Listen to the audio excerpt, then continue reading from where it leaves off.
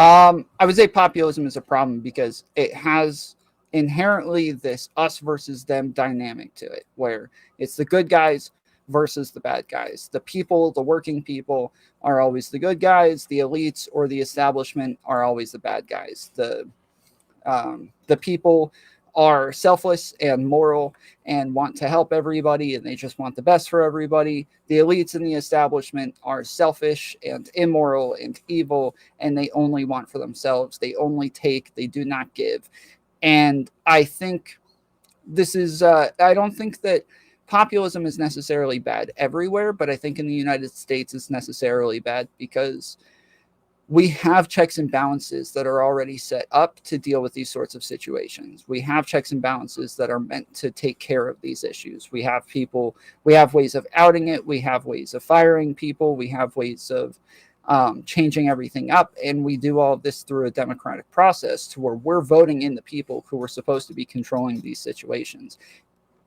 If we're continuously voting in people that we don't trust, that are all corrupt, and that are not helping us in any way, we're kind of the ones screwing up. We're kind of the ones who are voting in the wrong people, and we're the ones to blame more than anybody else. I don't think it's ever this, good versus evil situation. I think it's a lot more complicated, and I think populism is almost always rooted in a misunderstanding of how our institutions work.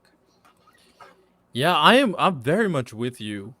And populism obviously kind of leads into this very black-pilled way of viewing society, right? Especially considering current day how much people think that the entire structure is corrupt, where it's either the people on the right think the entire structure is a bunch of deep state officials that planned everything to kind of be as power hungry as possible, or people on the left who thinks the entire structure is all racist and they hate all minorities and all people that are not old white men.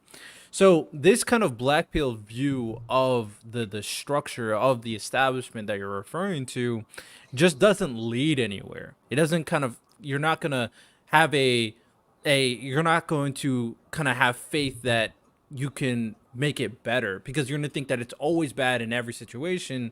So at what point you're just going to give up? You're not going to be a part of any solutions. And what makes it really bad for America, especially, is that people are manipulating the populace with this rhetoric. I'm going to call out two prime suspects right now. Donald Trump and Vivek are so annoying with this stuff when I watch them every single time that they just like, oh man, everything's corrupt. All of them are shady, rich, greedy, hungry. Oh, I didn't get voted in. Oh, the entire election was a fraud. Oh, every single bureaucrat is corrupt. So it's like if they make it sound like, oh, I'm like the moral superior character, so that's why you should vote me in so I can fix that. But in reality, they're just manipulating the people to get their votes. So what do you think about populism and how politicians are using that to kind of manipulate the voters? Like you said, they're voting in the wrong people that they say that they shouldn't be there in the first place. Yeah, they're going to prey on people's insecurities and they're going to prey on their misunderstandings of institutions. So, like I said, I mean, actually understanding the checks and balances in the first place and the way that these are supposed to take care of these situations, there's this um, there's this cartoonish viewing of government or elites with these people sitting in a boardroom all talking about how they're going to screw everybody over and how they're going to take more money from them, and they're all smoking cigars and laughing about how much they love hurting all of the working people, when in reality it's a lot more complicated. Normally there are different reasons for why people are pushing and pulling. So something as simple as healthcare, right? Wanting to get in a system of healthcare. Um, Bernie Sanders was somebody who was pushing for healthcare. A lot of people will use this as like, oh, he couldn't do it because the establishment wouldn't let him. And there's a lot of conspiracy theorism that goes into uh, populism to make it to where like you always have to have these things happening behind the scenes that you don't have evidence for, that there's no smoking gun for. There's just a little crumb that can lead you to believe that this is a possibility, and therefore it's definitely happening. So like things with the deep state, things with Bernie Sanders, the DNC taking the election from him. Donald Trump didn't really commit crimes. It's just the elites coming after him and trying to take him away. Everybody's working for Hunter Biden and trying to protect him. Like, it's all conspiracy theorism. And so if they actually understood how the systems worked in the first place and how they were supposed to take care of us and how they're supposed to take care of these issues, I think that they would feel a lot more safe and secure in the institutions and with the establishment that we currently have. Yeah, I agree. And two perfect examples. One from my own experience, because we had a individual come on the podcast. Couple weeks ago, maybe. He came in, he talked about the deep state on the podcast, and me and my co-host were having the conversation, listening to him, of course. But a lot of connections he was making, I felt like those were very strong connections to make with very little evidence. Like, he made the connection that a few people back in the day were investing in companies that got very big, and because of that, they made specific companies big for their own profit so they can benefit it now in current society. And we just went down the line of questioning. I was like, isn't it reasonable to just invest in a company and somebody's going to succeed and somebody's going to fail? And once we Mhm. went down that line of questioning in terms of reasonable and rational actions, you go like, okay, maybe I'm going a little too far. Maybe that makes sense, that just because they did this and it led to this doesn't necessarily mean they intended for something corrupt. Another great example is a big content creator, i.e., Destiny. He did something similar where he had, I think his name was Rob on, and they went through the entire Barisma situation.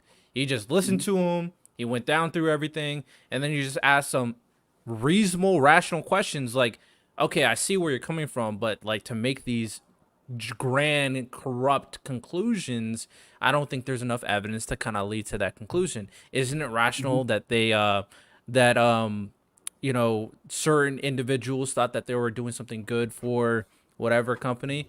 So after once people kind of step back from their kind of black pill populist mindset and really just break everything down, at the you people start realizing how reasonable, rational that these things are in reality, and that's definitely a big indicator of how we probably should treat these circumstances. So that leads into this next question for you, Tom.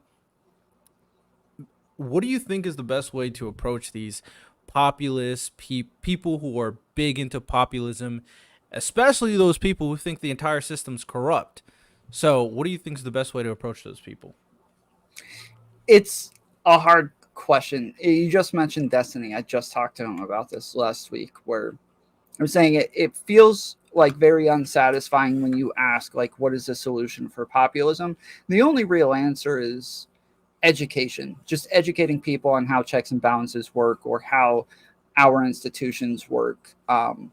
Normally, when we have other extremist groups, a lot of it is about like giving them somewhere to go, right? If we're talking about far right anti-Semites, though, a lot of times we're thinking, okay, just give them a community where they can feel like they're a part of this community, where they feel accepted, and then they'll start to like conform. They'll start to, want to change the way that they talk about things or the way that they think about things so that they feel like they actually are part of this group.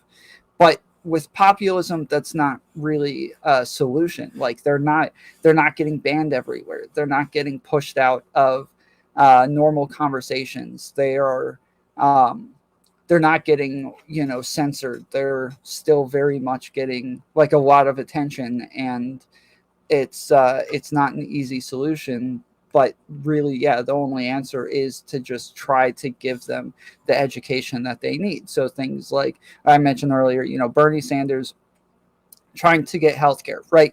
Well, the problems with his healthcare, the type that he wanted, is why it didn't get through. It's not that nobody wanted people to have healthcare, it's the specific healthcare that he wanted, the very extreme type of healthcare that he wanted. That would have been, well, they'll always bring up like all of these other countries have free healthcare, but not that. None of them have anything extreme as what you're bringing up. And so it's, um, but like that, they don't believe that. They don't believe that there's problems with the type of healthcare that he's trying to get through. They believe that just nobody wants people to have healthcare, and so they want to make sure that big businesses um, are able to continue to price gouge everybody so that they can help big pharma. And like, there's this whole conspiracy that's happening behind the scenes where everybody's shaking each other hands to make business deals instead of it being about actual political problems in the process.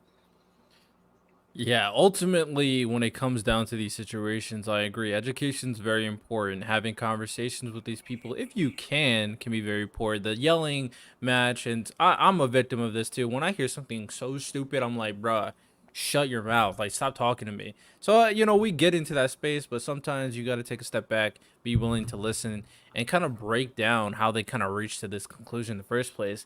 And a lot of these times, you can provide a rational alternative that actually makes them thinking, and maybe I'm going a little too far. It can actually have an impact.